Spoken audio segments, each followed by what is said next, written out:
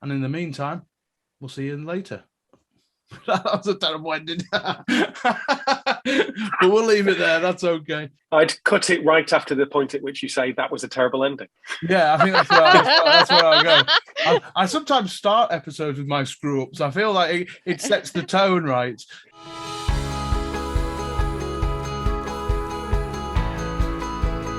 Hello, welcome back to the Lib Dem podcast. For our chat on this time, we're going to talk about what's happened over the conference month. And to all our new Tory activists that have been told to listen to us, hello, welcome to Politics with a Conscience. I hope you enjoy our podcast. And by the way, we are coming to take seats off you. If that's the secret you are thinking that you might glean from these episodes, then we are definitely going to come and take seats off you. So like I say, welcome, enjoy the show. And with me today, to talk about everything to do with this last month, the conference season, the gas price energy crisis that's going through. We have one of our wonderful regulars. We have Sam Al-Hamdani from Oldham. Hi, Sam. Welcome to the podcast. Hi, good to see you. And joining us, as always, do we have to salute Sam? I'm not sure if we do have to. So I think we should. Is the Chief Exec of the Welsh Lib Dems, Claire Halliwell. Hello, Claire.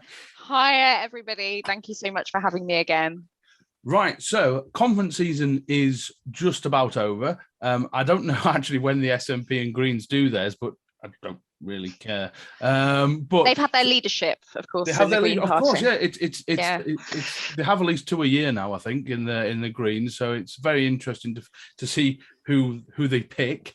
But Sam, we've gone through the conferences. We've had our own. We've had Labour's. We've had Tories. I mean, should we talk about our own first, Sam? And what are your impressions of our conference? Did anything in particular stand out? I think a lot of it is almost what didn't stand out. It was we carried on. We put some through some very good motions, but nothing that sort of like blew people's minds. It was steady as she goes, and well done, everyone. And let's see if we can do it in person maybe next time.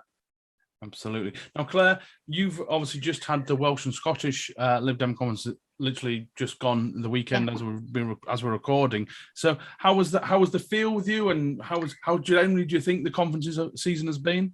Yeah, we tried something new this time. So we did a joint conference for one day with our Scottish colleagues. And I must say the range of discourse, actually some proper debates happened. We didn't agree on everything, which is always quite exciting. And equally, our colleagues from Northern Ireland joined us.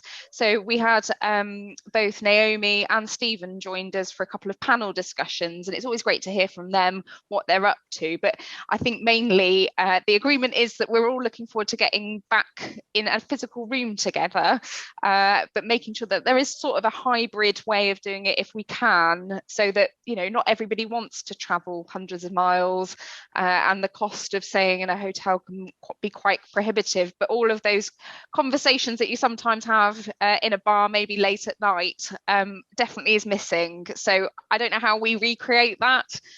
We tried with a quiz night, and it was great fun on Saturday, but it's still not the same as physically being with, as I say, my other family, my Lib Dem family, in a physical room. So I'm really hopeful that we do get back together as soon as we can.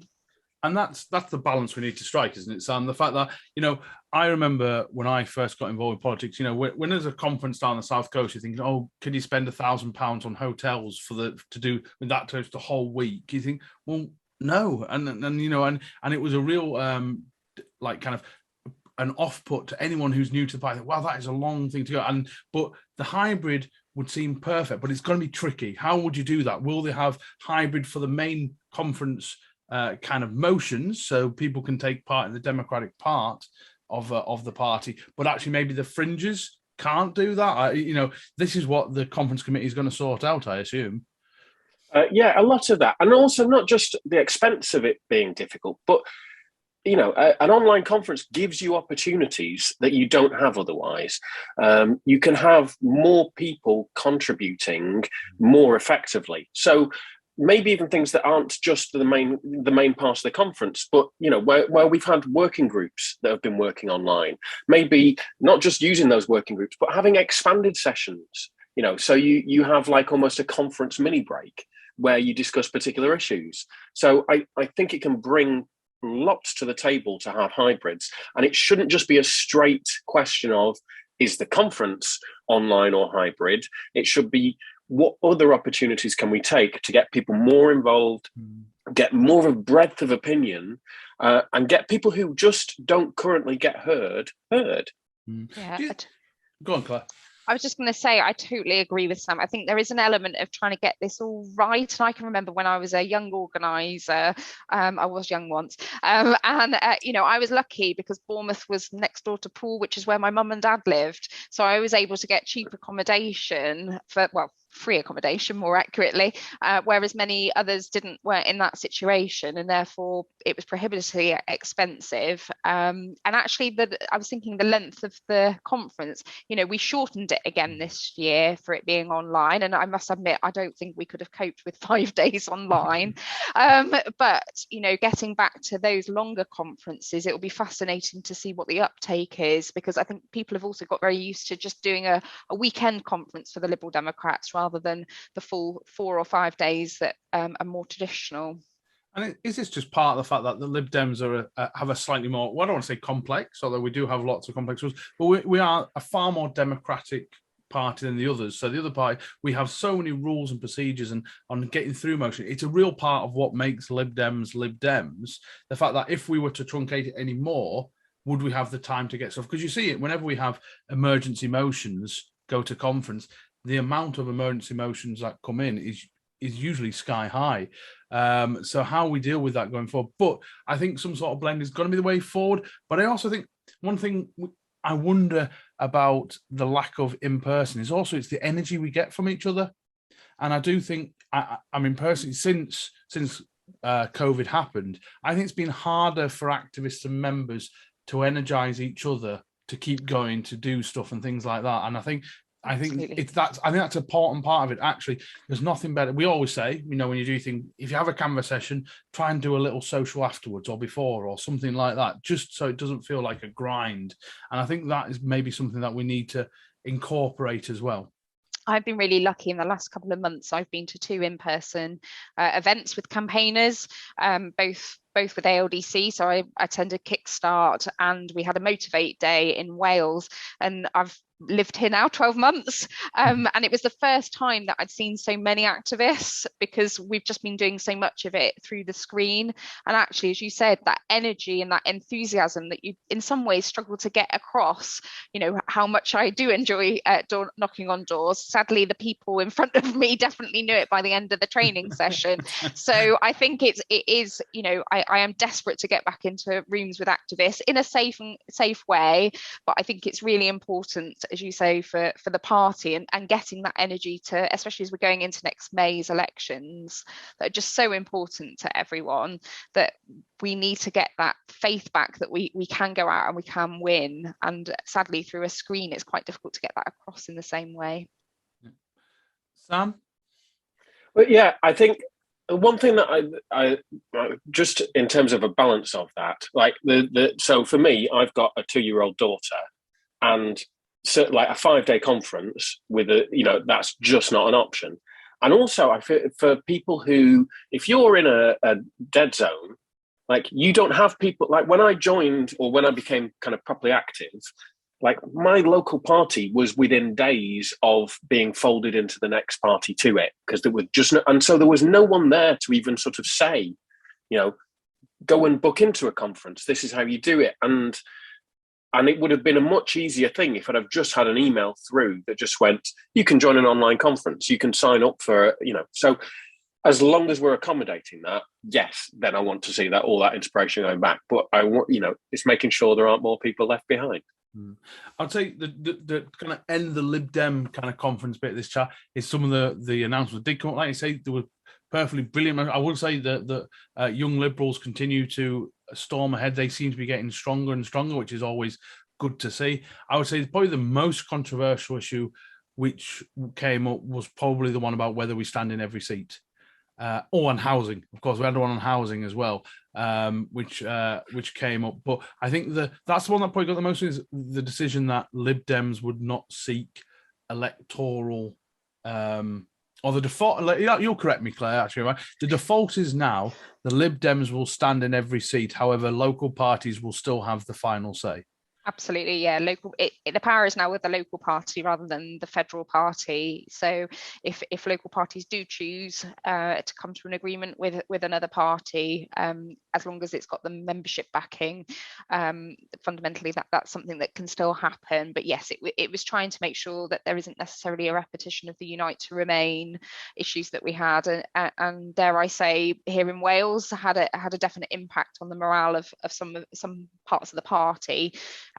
So actually the decisions can now be made fully locally, but it still allows it. I think there was a bit of a view that maybe this would totally rule out any deals, and it doesn't. It just gives the power to the local party. Hello, John from the Lib Dem podcast here. We are delighted to say that this episode is sponsored by Praetor Rains. Now more than ever, you need a professional-looking online presence and website. Praetor Rains have been helping Liberal Democrat campaigns succeed for 18 years. Their Lib Dem Foci package combines a website, social media and email system to help Lib Dems win. You'll receive great support from real people, fair pricing and a huge range of features to choose from. Praetor Rains are already the bespoke developers for Lighthouse, Lib Dem Draw Online and the LD Directory. They combine a talented system design with an unrivaled understanding of our party, our data and our systems. To find out more, check out the Praetor Rains website at praetorrains.co.uk/liberal-democrats.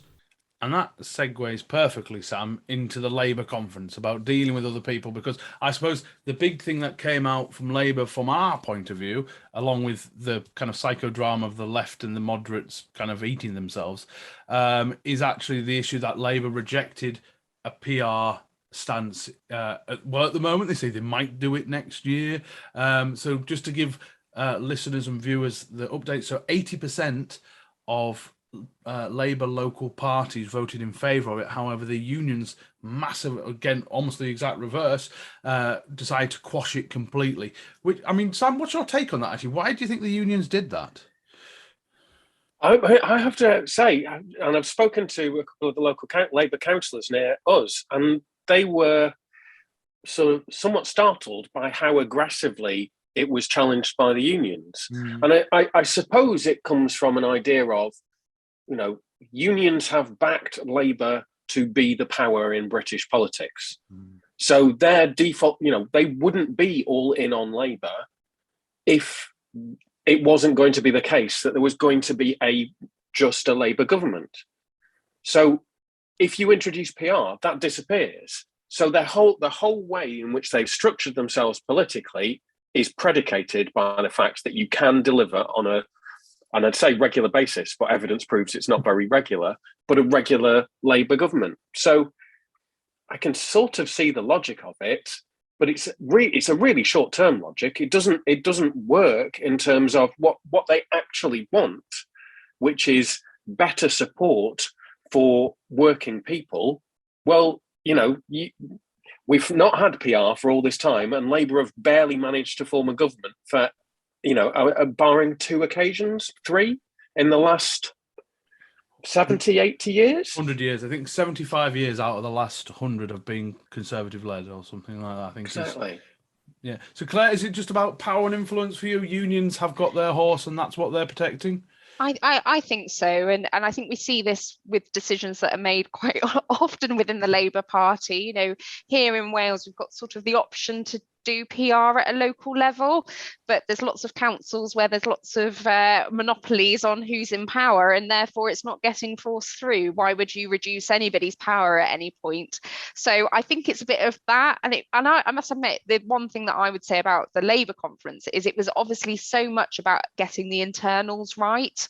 There seemed to be very little at getting ordinary voters, and I admit I'm not one of those necessarily, so it's not a conference targeted at me, but there was so little being sold about any big ideas around Labour that actually it was all about internal wranglings and whether Keir would get his votes through or he wouldn't. And I think we also saw that, a real dichotomy between what Keir was saying and Angela.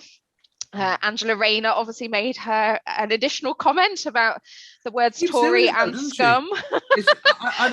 I mean, a lot of people like Angela Rayner, but I think she's tactically very naive every time she does this. I think, Rachel Reeves was given her conference speech, or where they were trying to set out some, it's been fascinating because we've also had the Blair and Brown documentary on BBC as well, which showing the kind of parallels there. And every time Angela Rayner does something stupid and calls someone scum or whatever, it makes the attention about her and not what Labour wanted to be on. Yeah. And I just think she doesn't get, and she did it once when I can remember it was about a year ago, the Tories were on the ropes on something and she called someone scum in the chamber. And then it happens to be my cousin who she called scum. So I'll say it out loud now. I've got one of my cousins is a Conservative MP. So do you endorse that comment? Or and it was him that received that comment. And I think there is a real, as you say, it feels a derailment every time that this happens, that actually they probably did have some policies that we might all want to have read about, but actually the front pages of the newspaper were just about Angela and how she'd had a go at Conservatives again. And if you're trying to get, again, looking at the Brown Blair documentary, if you're trying to get those soft Conservatives to vote for you, the way to do it is not to call them scum. Yeah, because it made it feel like she was calling Conservatives and by essence people that voted Conservative scum. And I think this is the point, and I had this with lots of people. I said you can be really angry but don't blame the voters, because you're not going to win them back by saying you're an idiot and you're scum. Totally agree. And actually, we see that with some of the FBPE discourse. I'll probably get some tweets now about this, but I do think there is a real risk that actually we go around telling people they're wrong, and that's just what Angela has done, and it's not doing their party any good in that sense.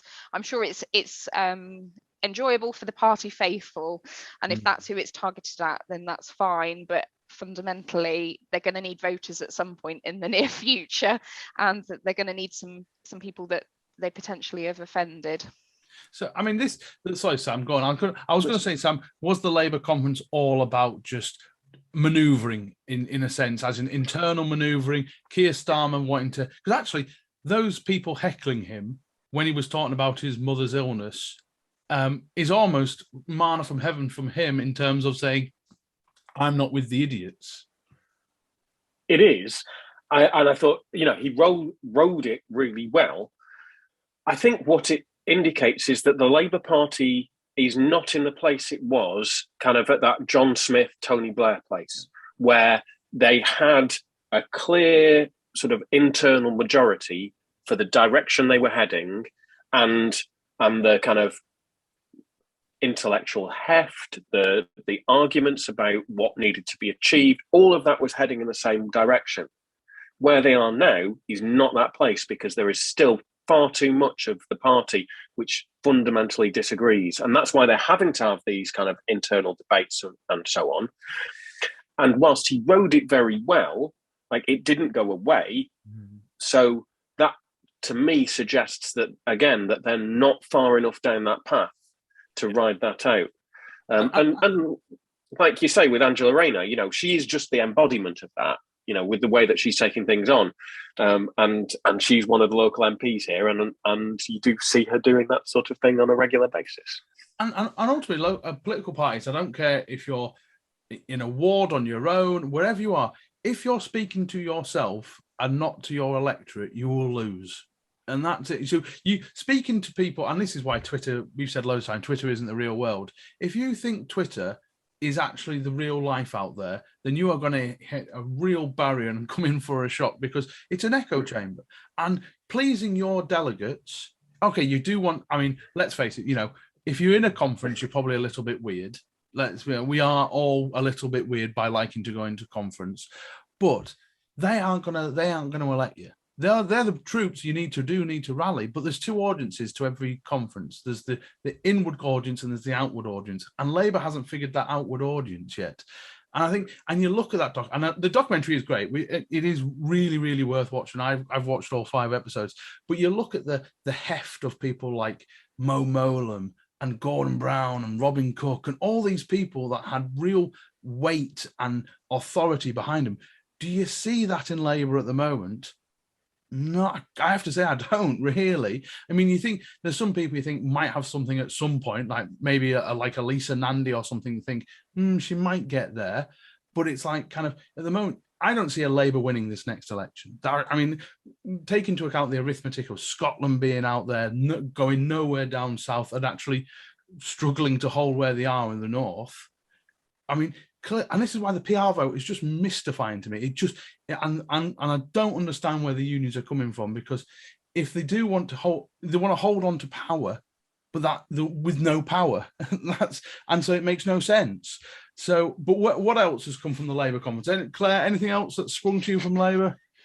Not really. I think, we saw some of obviously the announcements being made on Mar, but again, they just felt like they were being drowned out by another discussion that was happening internally, and any discussion. Equally, Keir had announced 10 policies, I think, in his manifesto for leader, and this was his first conference as leader physically in the room. Ed's not had that opportunity yet, really. So but I just thought it missteps all the way along, that he'd made this policy announcements as part of his leadership bid, and then was having to go on TV and say, "Oh, I'm really sorry, but we can't afford to do that."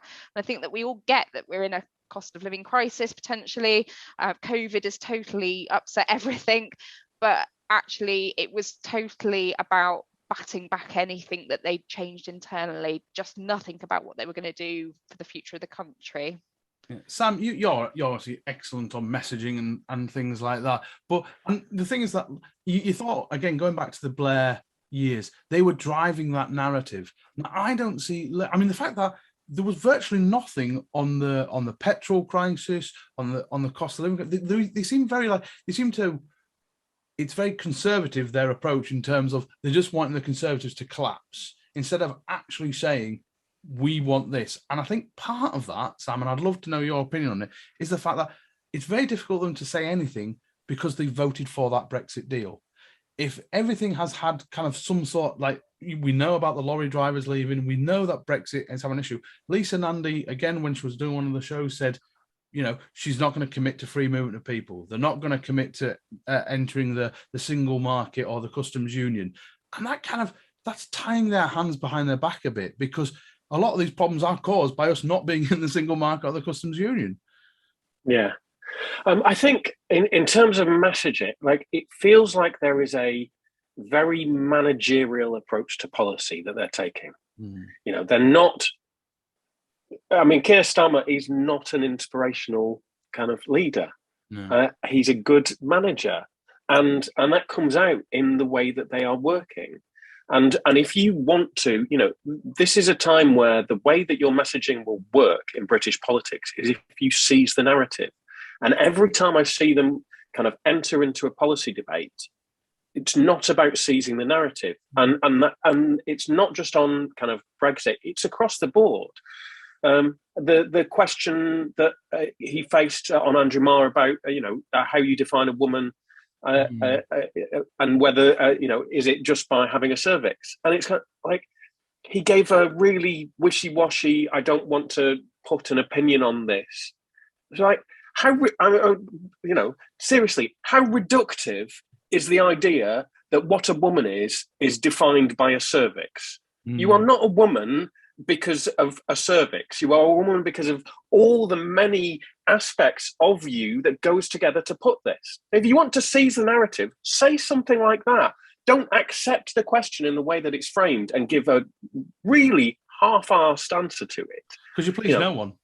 No, exactly. Go out and inspire people, and know what's coming towards you, and know how to turn that into something which inspires your members and inspires the public.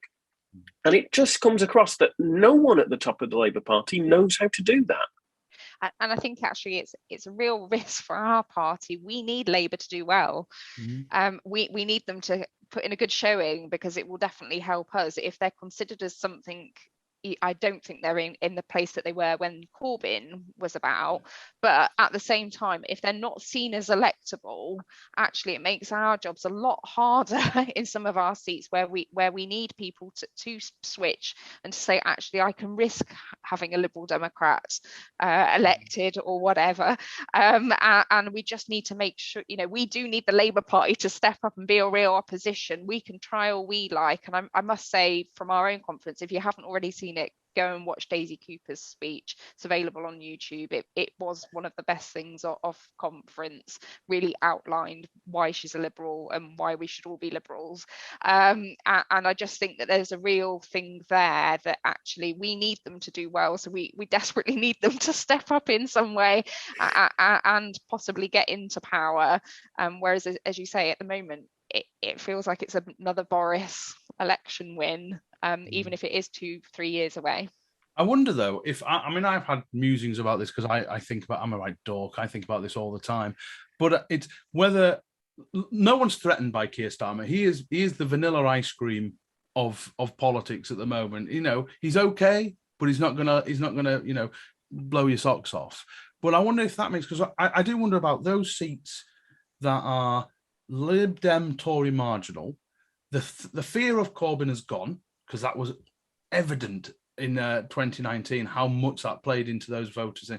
Keir Starmer doesn't scare them, so those people might think, well, actually, Keir Starmer's not terrifying. They also don't look like that Labour are going to win anything. I can vote Lib Dem, because I do wonder with Cheshire and Amersham, one of the things with a by-election is that when the government's got an 80-seat majority, it's not really a threat to that majority. If the election comes along and Labour are not really there to get into power, does that mean it might help those 25 to 40 Lib Dem seats that we are going to absolutely gun at the next election? But what do you think, Sam? It's an interesting question. It is. I hadn't thought about it like that. I think the answer is we'll find out at the next election, because I can't see Labour getting anywhere near looking electable. Yeah, I mean, we had that in many ways going into 2015, that it was very clear that there was probably going to be a Conservative majority. Ed Miliband was, fine, but actually people were still scared by Labour under him, and it's just whether they're not scared enough that Keir's party isn't being taken over by others, that maybe he can get it through. But he's going to need some more people to step up, because at the moment it can't just all be on him either.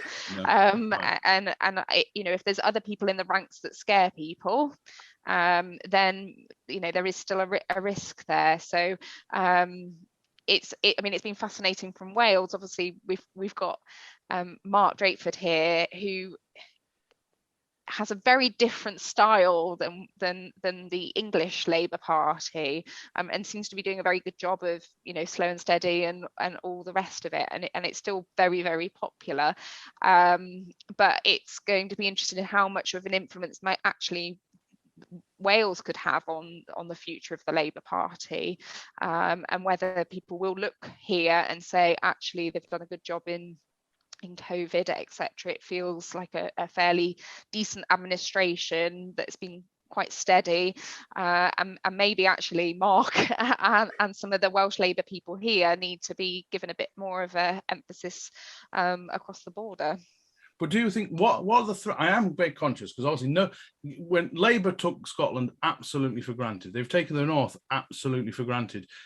I would say Wales is probably one of the few places where they've got a core bit of thing they might be able to rely on.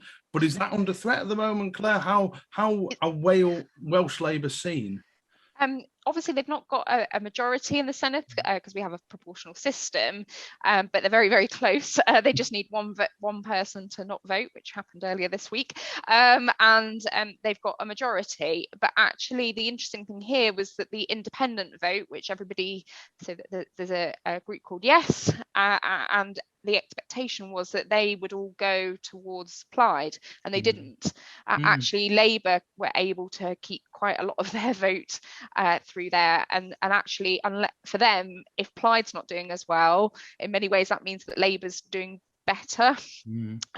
So there's not a strong, I would argue, Plaid group at the moment, And they lost Leanne Wood, their former leader, and I think that's been a noticeable change here in Wales. And there's a cooperative agreement that's being worked through, I understand, between Plaid and Labour at the moment. So actually, will that take some of the legs off Plaid even further, or will it actually affect Labour voters that think actually they're both agreeing on this stuff, I can vote Plaid? But there are some blue seats here that there are projections that actually they might get lost. Not to the Lib Dems, sadly, more likely to go between Labour and the Conservatives. But I think it's fascinating how Drakeford has managed to, despite all of our media being from Westminster. I mean, we have a half-an-hour show like you do in the Northwest, and actually most of we don't have we have one national newspaper that doesn't have a huge circulation.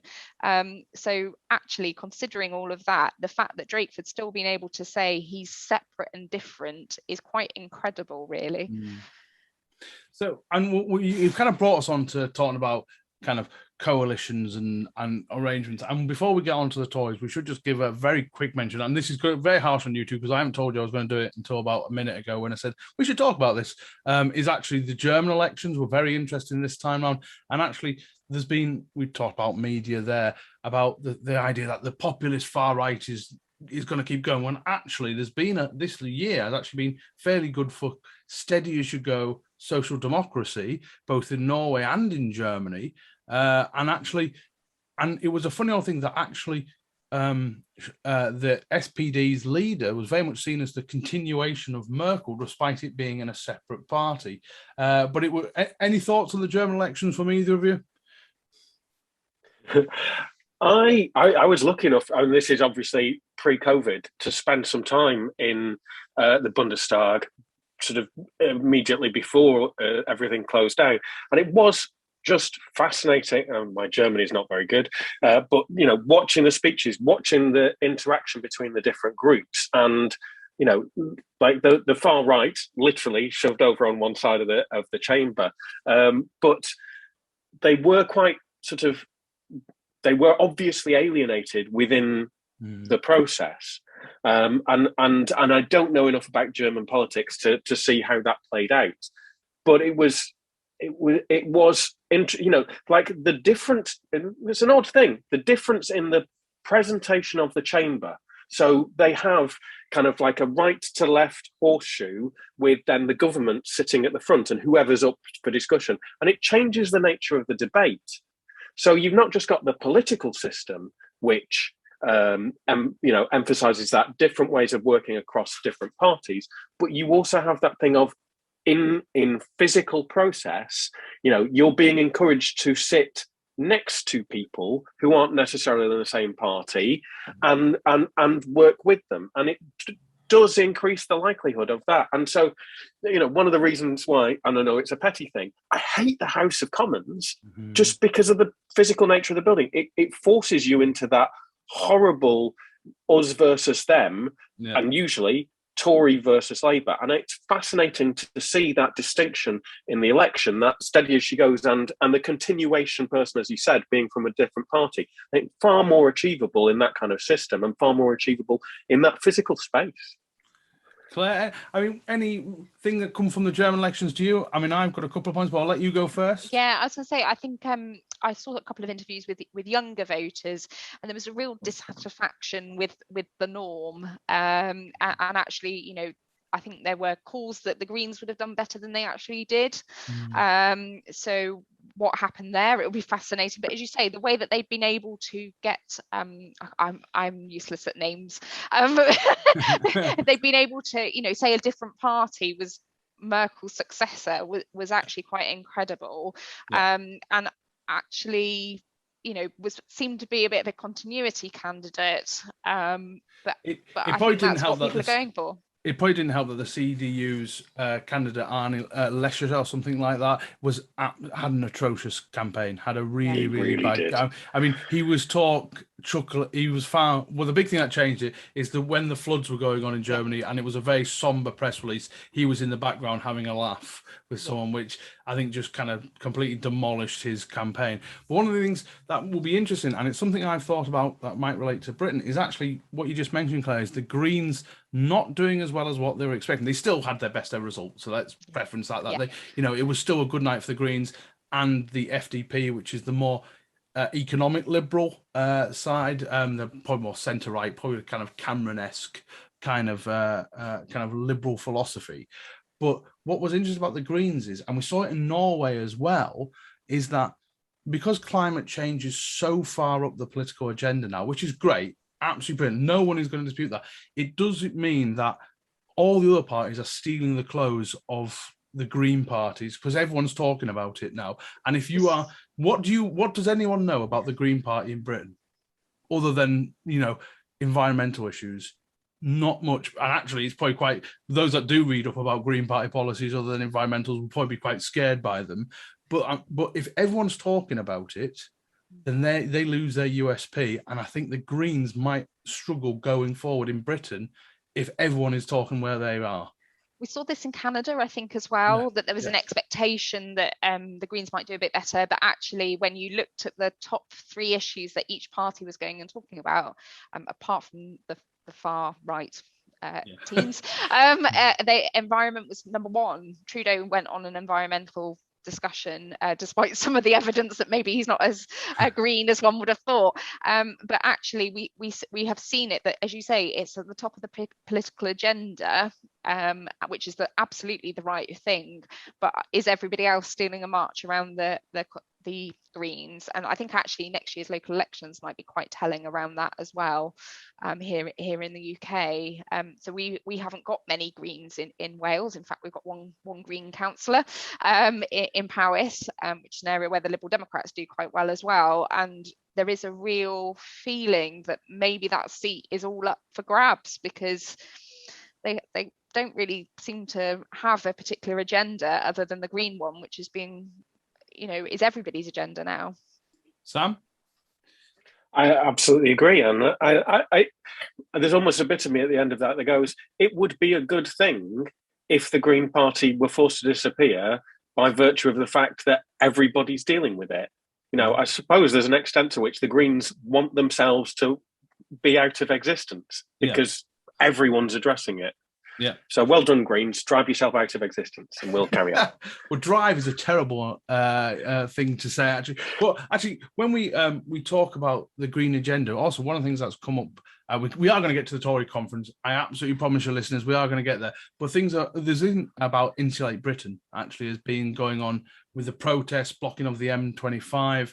Now, what that does, and it kind of links in with the energy crisis that we're having now, is that is probably one of the big areas that needs to be addressed. Is not just about the cost of gas, but how poorly we are at using it.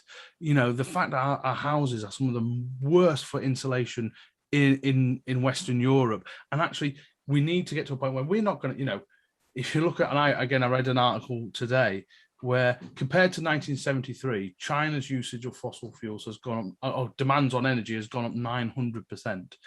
So this is the difference between now and the 70s, is the fact there's far more competing markets wanting that energy. So what we have to do as a country, we are not going to get saved by North Sea gas or anything like that. We have to use less. We have to be more efficient. And so those protests have come at the right time, but the way they've done it is probably really put people off. But actually their message is probably something we should be adopting. I felt this in 2019, in the general election, XR were based outside of the Federal Party HQ. They originally stuck themselves to the front doors, and then they decided they'd move a bit further down the steps because it's presumably a bit nicer. But actually they stuck themselves to our electric bus, if you remember. That's right. And you sort of think, for all the, and I think we fully agree with many of the sentiments that they are trying to get across, but if they're blocking electric buses, last week they stopped somebody getting to hospital, and I'm sure that there's many more instances of that.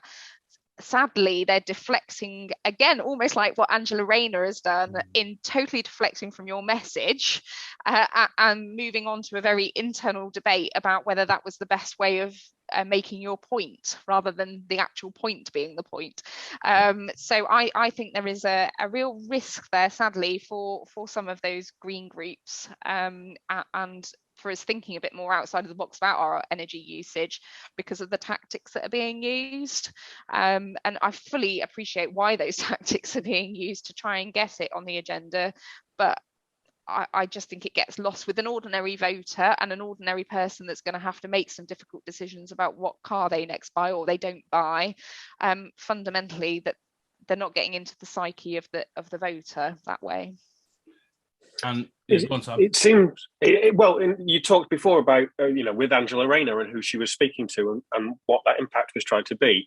It feels like Extinction Rebellion are in a different way having that same kind of at that same point of they don't quite know who they're speaking to, and just some of the time it's being misjudged. They're using the shock tactic, and sometimes you need a shock tactic, but sometimes they're doing it at a time when it's ending up telling people that they need to persuade and to encourage over to their side. They're alienating those people, and again, in the way that you're saying, Labour are turning off the voters potentially by calling them idiots. Like Extinction Rebellion, there's times when they are, their shock tactics are telling people, you're a bad person for doing what you're doing, and that message can't be that blunt. No, and it's not correct either, because we all of us should do our little bits. That's not what I'm trying to put across here. But vast majority of the control of the carbon produced in this country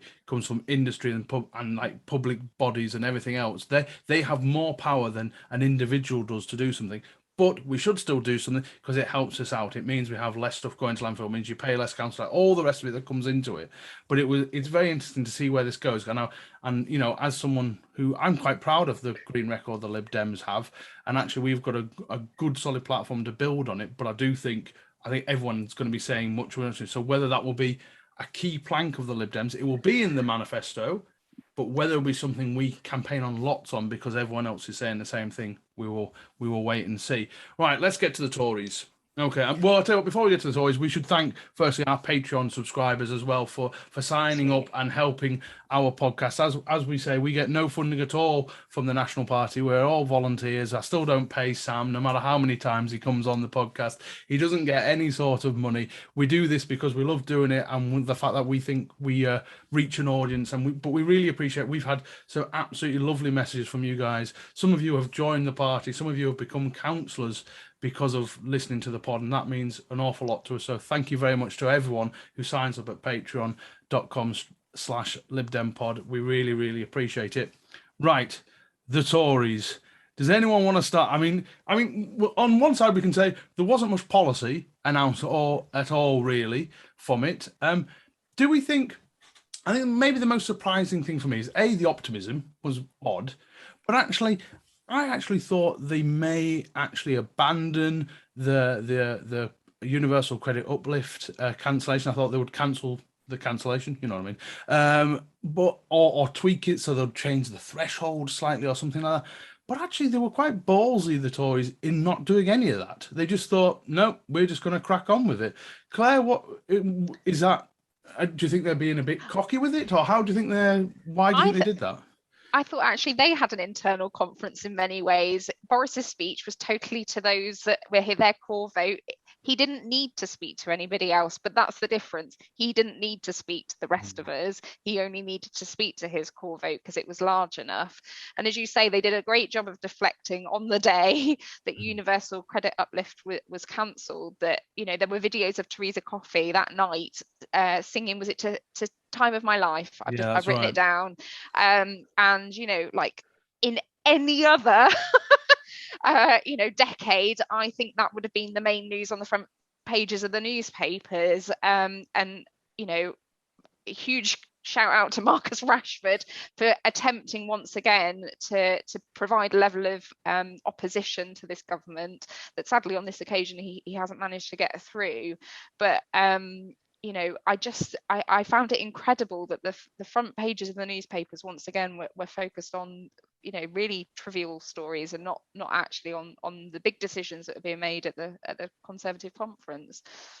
Sam, are we overthinking? Because again, we're in a slight bubble. Like I said, we are bonkers political activists kind of thing. That the fact that I thought that as it started to hit people's wallets, as everything that's going on is, whether that's inflation, national insurance rises, the universal credit, everything else is starting to hit them, that you know, that's when it would happen. That's when, and you saw a little dip when the national insurance was introduced, but actually there hasn't been much. I mean, polling's polling, but actually, do the Tories just think, you know what, we can plow on through this because not many people are listening? I thought the messaging around it was really interesting with my kind of like political analyst head on, because they switched into this mode of, this was what we intended all along. Yes. You know, this is just the restructuring that is needed of our economy. And it was our very cunning plan to drive through Brexit that we didn't really know what it meant. But of course, it obviously meant this. And that's what we've delivered. Again, almost in a similar way to you, it feels like a point has got to hit where that just isn't enough. Because part of it is that mix of, we talked before about the difference between sort of emotional connection and that kind of and trying to argue on policy. Like we're never going to overcome this by the policy, and at the moment they're still kind of hanging on to that. You know, you wanted us to, you know, a lot of people voted Brexit just to shake things up. Now, it is certainly shaking things up, but not necessarily in a good way. For as long as they can maintain that idea that this is just part of that, you know, challenge, we needed to break the orthodoxy, then they will keep hold of a lot of people. But like at some point that breaks for you. Like if you turn around and you literally can't afford, like I do know people who are making choices between kind of feeding their kids properly and heating the house. Yeah. No. And we had an interesting moment in Preston Council where where a Labour councillor put forward a motion condemning the universal credit uplift cancellation, and the Tories voted with it. Now the Tories are nowhere in Preston really. They're not going to take the seat. So I wonder if there'll be a kind of strategy within Tory HQ and the Tory members say, yeah, of course you can slag this off because it's not gonna matter, you know, and that kind of difference where they think, well, the government has had to do this or whatever they're going to say, you know, we have to get the books back. COVID's forced us to do this, whereas allowing the lower branch of the Tory party to say, oh yeah, the government, oh yeah, it's not what I would do, but it's the government. Yeah, I mean, I think I'd be fascinated. I want to be a fly on the wall in terms of, in fact, we know they're listening. CCHQ, can we come and look at your decision-making process? Are you actually like, is this, or are you just riding by the seat of your pants? Because it feels reactive. It feels reactive all the way through. It doesn't feel like a coherent plan. Yeah, right. And if it's not a coherent plan, then they are not in control of that. And as long as they are not in control of that, we will hit a point where it just topples over because you can't be that lucky for that long. Yeah, that's almost that is perfect, actually, Sam. That it is their reaction. Nothing seems planned within this government, whether that's the withdrawal from Afghanistan, anything to do with Brexit, COVID, or it feels like just seat of the pants. And we've obviously made lots of fun of the fact that how incompetent some of the cabinet members are, whether that was Raab, whether that was Gavin Williamson, whoever. But it just feels like they're just, okay, we've got Boris, that's it. You know, we'll just keep going until we eventually hit that wall. But I mean, obviously, on a very serious point, the country suffers because of that. But how do we do it? I mean, I'm really interested about, like you say, how that works going forward, Claire, that they have to start thinking about their next manifesto. And we know that we're into the general election. This conference month has seemed like it was the starting gun on the general election for me. So the Tories have to then think, okay, what's next? I we're seeing, if we think about, when COVID just started, actually a lot of the decisions that Rishi seemed to be making were totally the antithesis of what normally a Conservative Chancellor would do. So in essence, they've had their big spend already, and now they're trying to work out how they pay for it all. So the national insurance contributions, we know they're not going into social care. We're very aware that it's probably a backlog into the NHS or anything else, and any other cuts that they can potentially make on the way. But can all be done under the name of, well, this wouldn't have happened if COVID hadn't hit us. And I think just like with Brexit, and they can use that as the European Union is still having a go at us, so therefore that's why we haven't been able to make this decision. Actually, they can do the same with COVID for quite a long time, I fear, and put all the blame of any financial difficulties that we are currently seeing at the doors of that. The other, suppose, thing that they did talk a lot about at conference was the levelling up agenda. Yeah. And again, I mean, we're not seeing much of it in reality. I think we will still say, we keep being told that there's new hospitals, and then you find out that actually it's a hospital that already exists, and at most it's a couple of extra beds, but because they've just got that, just they have the media on side on much of this, not to be conspiracy theorists about it, but at the same time we are seeing that there's just no opposition to so much of this, so they can come out and say whatever they want. Everybody laps it up, and whilst the rest of us are sat there thinking surely somebody's going to find them out, actually nobody is going to. As long as this cost of living crisis, which I fundamentally believe we're in, doesn't really hit people's pockets until after the general election, I think there's still a real thing that they could be safe. But we could also look back to 2008, and Labour weren't in a totally different position. They were blaming the bankers for the situation we were in as a country, and it's just whether the Tories do a better job of blaming somebody else for the financial situation than Labour managed to do back in 2008, 2010. And we'll end this pod kind of talking just about a little bit about the future as well, because not only I've said about the starting gun on the general election, and I would advise all our listeners to listen to our series that we're doing, talking to all the target candidates that are coming up, but also find out, you should be able to find out fairly easily, or contact us and we'll let you know where your nearest target seat is. I have pledged myself to go down to Stockport, where we have 2 brilliant target seats, all within a couple of thousand votes, once a month, to go and campaign there so we can get rid of Tories. As I think Barack Obama said, don't boo, go out and vote, and go out and do something. That's what we've got to go and do. But I do want to go forward, because you're saying about opposition, Claire, and it's really important to remember that how much of the Tory power base is in local government as well. And, they still have the most councillors out of, I think they've got 7,000 odd councillors, the Tories.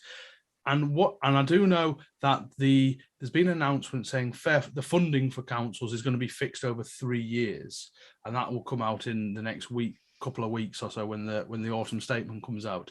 But a lot of these councils, if there isn't a serious injection of cash, are going to be either have gone to the wall or will be very close to that cliff edge by the time that 3 years is up. The Tories will not want, Tory council leaders will not want to put up council tax. And I do wonder if that is the way the government's going to fund some of this, is actually by saying, you're not going to have a cap on council tax. You guys can increase it by 4, 5, 6%, whatever it is. But that's going to be that is a real risk for the Tories in their local base. If they suddenly think, if Lancashire County Council is which is Tory controlled, fairly marginal county area, if they suddenly have to put up council tax by a huge amount, even more than the 4% they put up last year, then that is going to seriously hurt them electorally. And it's amazing when the troops and their councils start losing seats, how quickly the Tory hierarchy listens.